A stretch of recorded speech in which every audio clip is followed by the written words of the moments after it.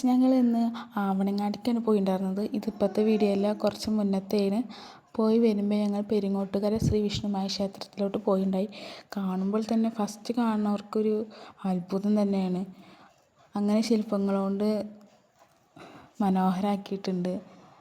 പിന്നെ കാണുമ്പോൾ തന്നെ ഒരു വല്ലാത്തൊരു ഫീലാണ്. അതിൻ്റെ അകത്ത് കയറി പിന്നെ പറയും വേണ്ട.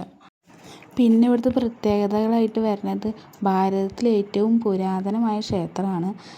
പിന്നെ ഇവിടെ വിഷ്ണുമായയുടെ സഹോദരങ്ങളായ ഗണപതി, അയ്യപ്പൻ, സുബ്രഹ്മണ്യം, ഭുവനേശ്വരി എന്നിവരും കുടികൊള്ളുന്നുണ്ട്.